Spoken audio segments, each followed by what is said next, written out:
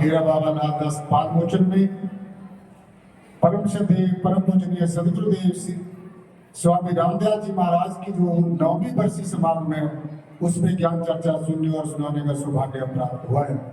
तो सबने अपने अपनी रचना पवित्र करनी है और सदगुरु भगवान के नाम का जय घोष।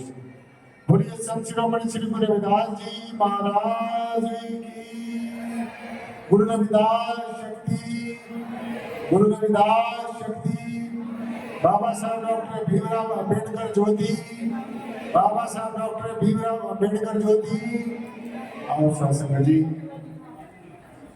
आदि गुरु नमस्कार निराकार, श्री सतगुरु चरण ओत प्रोत परवेश। एक अनेक विस्तार रब नमस्कार, बूटा चरण घट घट में परवेश। धन धन मेरे सदगुरु पूर्ण गुरु महताब, बार बार करूं वंदना नमस्कार हर बार, बार बार करूं वंदना नमस्कार हर बार। हर साहिरा छोड़ के करे आन की आस, ते नर दो जग जाएंगे सतमा से रविदास। ते नर दो जग जाएंगे सतमा से रविदास। क्या मथुरा क्या द्वारिका, क्या काशी हरिद्वार, रविदास पूजे दिल अपना, दिल माई मिले दिलदार। आज के इस बहुत ही भव्य संत समागम में जो परम पूजनीय सदगुरुदेव स्वामी रामदयाल जी महाराज की 9वीं बरसी को समर्पित है, सो आज के इस संत सम्मेलन में हमारे बीच में शिरकत करते हुए हमारे बहुत ही परम वंदनीय पूजनीय आज के जो मुख्य अतिथि के आसन पर जो शोभायमान है परम श्रद्धेय बाबा जीतराम जी, जिनको टोपी वाला बाबा जी के नाम से भी आप सभी जानते हैं, उनका परिचय देने की मेरे ख्याल में ज्यादा जरूरत नहीं है। वो किसी परिचय के मोहताज नहीं है, वो सब लोगों के दिलों पर राज करते हैं, सब लोग उनको जानते हैं। सो आज हमारे बीच में बाबा जीतराम जी महाराज अपना जो स्नेह, अपना प्यार और अपना जो आशीर्वाद देने के लिए हमारे बीच में आए हैं। और उनके साथ में बैठे हुए हमारे बहुत ही परम श्रद्धेय स्वामी जयदास हितकारी जी महाराज जो दयालगढ़ से आए हैं शासक जी, उनके साथ में बैठे हैं स्वामी सुंदरानंद जी महाराज जो हिमाचल प्रदेश से चलकर यहाँ पर हम लोगों को सबको दर्शन और अपना आशीर्वाद देने के लिए आए हैं। और संत हमारे सोमदास जी महाराज जो डेरा बैसाखीदास जी महाराज दिवाली से चलकर यहाँ पर आए हैं। और शासक जी स्वामी जी मेरे लाखों दबड़े देकर अपना आशीर्वाद दे रहे हैं और मुझे बहुत बहुत आशीष दे रहे हैं, तो गुरु जी का बहुत बहुत धन्यवाद। और आज के जो हमारे मुख्य प्रचारक बहुत ही परम श्रद्धेय राज वीरेंद्र जी जो संगरूर से जो चलकर यहाँ पर पीपेवाला से चलकर यहाँ पर आए हैं, और अनेकों संत महात्मा शासक जी आपको दर्शन दे रहे हैं। हमारे संत सुरेश दास जी महाराज जो यहाँ पर शासक जी और उनके साथ में अनेकों उनके सहयोगी यहाँ पर आए हैं। समक्ष बैठे मातृशक्ति, प्यारे प्यारे बच्चों, नौजवान साथियों, बुजुर्गों, आज का जो समागम है समय की नजाकत है, थोड़ा सा समय मैंने लेना है, लेकिन एक विशेष बात आज आप लोगों के साथ में साझी करनी है, और वो ये है कि ये जो परमात्मा का विषय है, ये जो आत्मा का विषय है, जब से भी ये सारी सृष्टि की संरचना रची हुई है, जब भी कभी हुई होगी तो तब से ही कि रहस्य बना हुआ है कि परमात्मा क्या है, कैसा है, कहाँ रहता है, और अगर है भी है तो फिर कैसा है, और अगर नहीं है तो फिर ये सारा ब्रह्मांड का काम कैसे चल रहा है। सो ये कि ऐसा रहस्य है जो अनादिकाल से बना हुआ है। सो इस रहस्य को सुलझाने के लिए, इस बुद्धि को सुलझाने के लिए समय समय पर इस बात के धरम पर अनेकों ब्रह्मज्ञानी, तत्वदर्शी, आत्मदर्शी, ब्रह्मवेता संत महापुरुष यहाँ पर आते रहे, जिनमें हम परम श्रद्धेय संतों में संत शिरोमणि श्री गुरु रविदास जी महाराज, गुरुओं के गुरु, पीरों के पीर, माली के कुल, जब परमेश्वर के साक्षात जो स्वरूप हुए हैं, और उनके बारे में ये कहा है कि संत दुनिया में बहुत हुए पर संत एक बहुत खास हुआ, काशी जी में उनका जन्म हुआ और नाम गुरु रविदास हुआ। तो जैसे आकाश में अनेकों तारे होते हैं, लेकिन उनमें एक ध्रुव तारा होता है, उसकी एक विशेष महिमा होती है सासंग जी। ऐसे ही संतों में परम श्रद्धेय संत शिरोमणि श्री गुरु रविदास जी महाराज का एक विशेष स्थान है।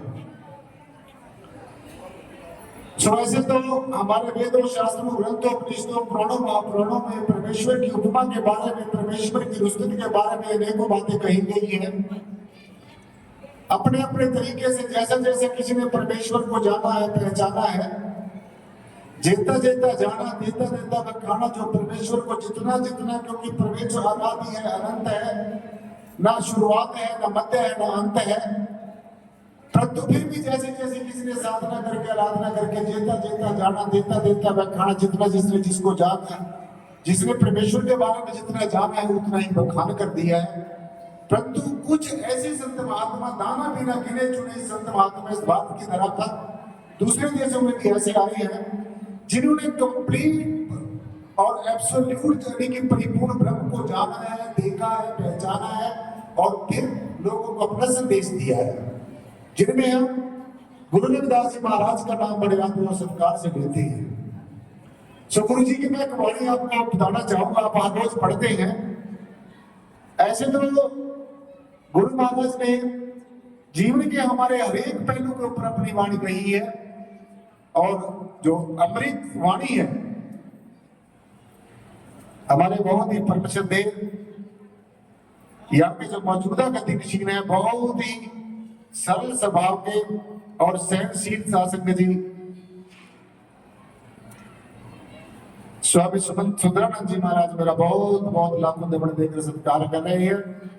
सो हमारे बहुत ही सरल और सहज स्वभाव के जो यहाँ के मौजूदा गतिशील हैं और यहाँ का जो सारा काम काज देखते हैं शासन जी, हमारे बहुत ही परम श्रद्धेय प्रातः स्मरणीय सदगुरुदेव निर्मल दास जी महाराज, जो स्वामी रामदयाल जी महाराज जिनको जो सेवा देकर गए और वो बखूबी अपनी सेवा निभा रहे हैं, और अपने जो यहाँ पर इस डेरे में, इस धर्म स्थल पर शासन में उनके समय में बहुत प्रोग्रेस दिनों दिन हो रही है।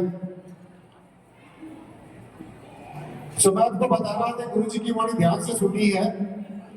आप लोग हर रोज पढ़ते हैं, वाणी को पढ़ना एक अलग बात है, वाणी को गा जाकर सुनाना एक अलग बात है, उसकी एक अलग महिमा है, वो भी अच्छी बात है। परंतु अगर हम सारी जिंदगी वाणी को पढ़ते रहे, गाते रहे, बजाते रहे, उसके ऊपर हमने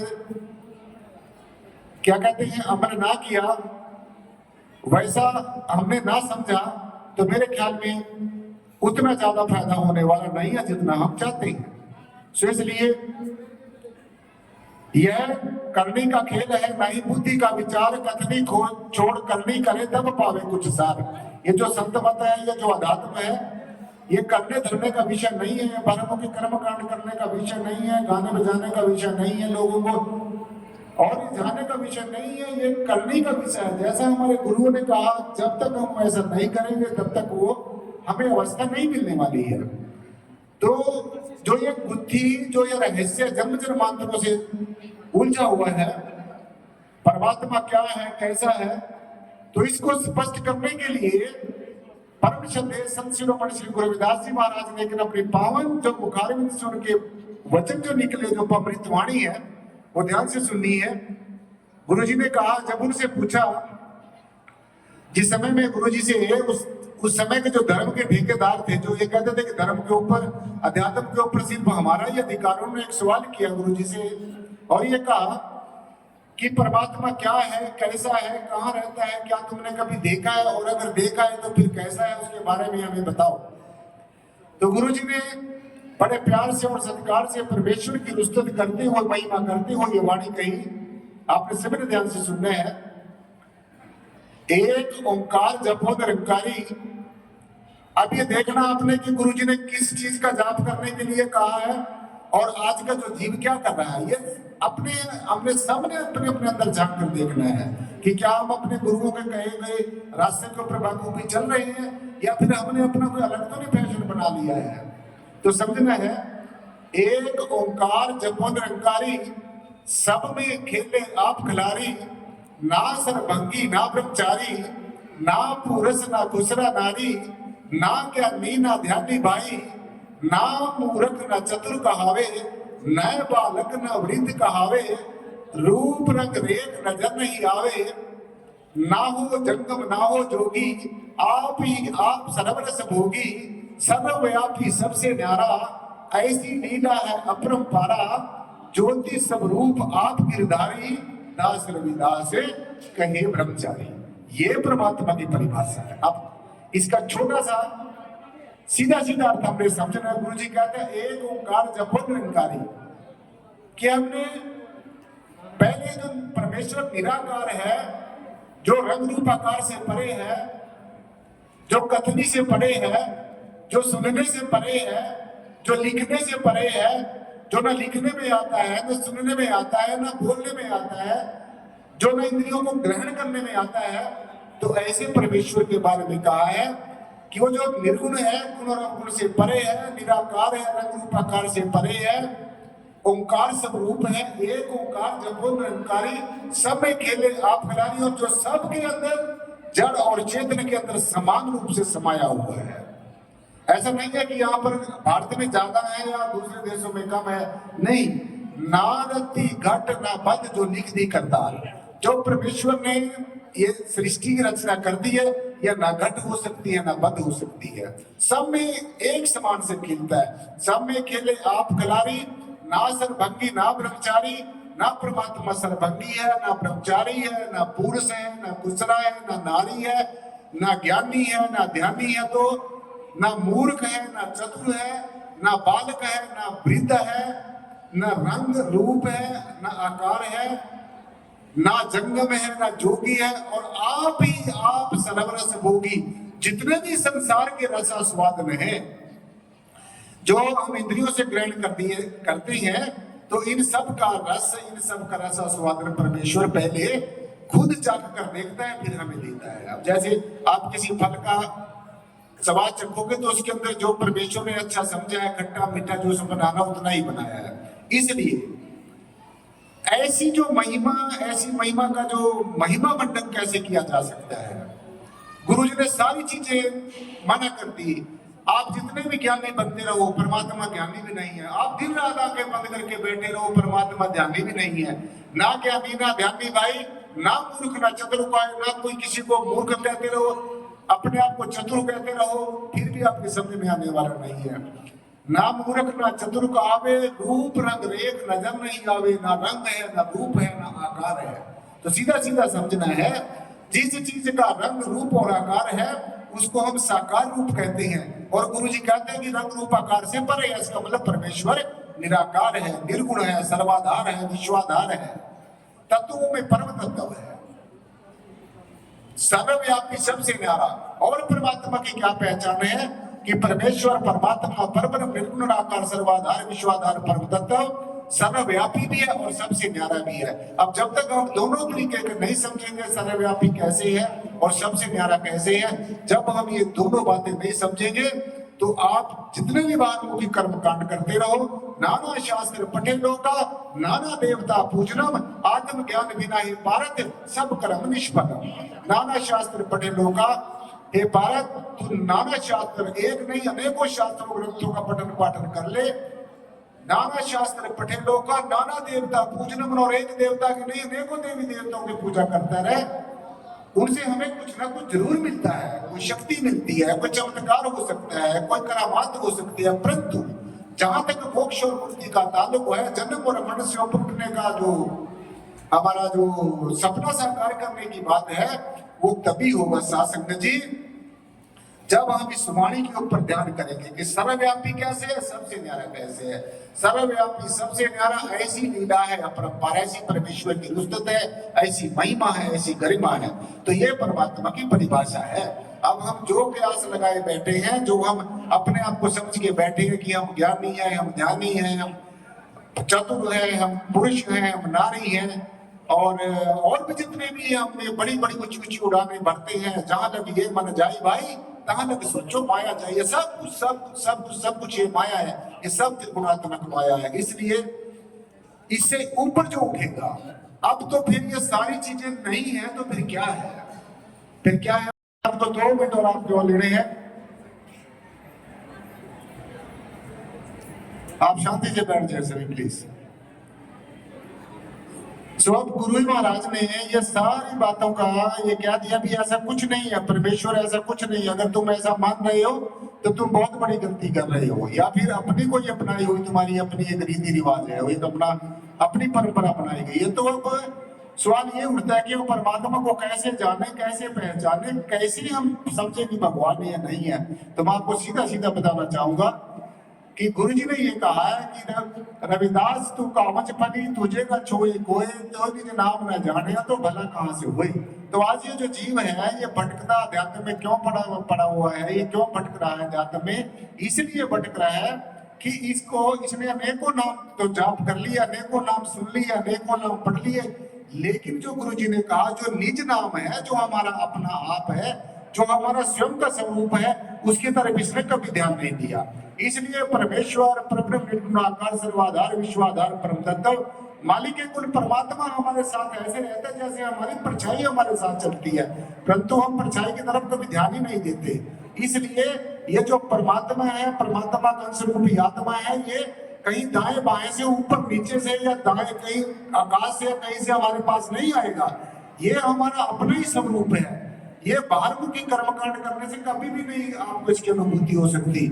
परमेश्वर के अंश होने की रियलाइजेशन, अनुभूति सिर्फ और सिर्फ एक ही रास्ता है, और दुनिया में कोई रास्ता नहीं है, ना बना है, ना बनेगा और ना है। सिर्फ और सिर्फ वो है समय का ब्रह्मज्ञानी तत्वदर्शी आत्मवेता, ऐसा सदगुरु जिसने परमात्मा को देखा है, जो परमात्मा के बारे में जानता है। मानता नहीं है, मानता वो लोग हैं जिनको परमेश्वर की जानकारी नहीं है, क्योंकि अध्यात्म मानने का विषय नहीं है, जानने का विषय है। इसलिए हमारे अपना जीवन में ऐसा सदगुरु हो जो हमें परमेश्वर को, लोग तो कहते हैं आंखें बंद करके परमात्मा को देखो, लेकिन मैं आपको एक कहना चाहता हूँ कि परमात्मा को हम खुली आंखों से भी देख सकते हैं, और जब तक आपने खुली आंखों से नहीं देखा तो तब आंखें बंद करके आप कभी भी ध्यान नहीं कर सकेंगे। इसलिए पहले परमात्मा की खुली आंखों से पहचान, फिर आंखें बंद करके ध्यान। और ये परमेश्वर हमारा अपना ही स्वरूप है, हमारा अपना आप है, हमारा असली परिचय है, तो हमारा अपना ही स्वरूप है। इसलिए साधक जी आज का जो ये समागम है, ये गुरु जी को समर्पित है। उनके जो 9वीं जो बरसी समागम है उसको समर्पित है।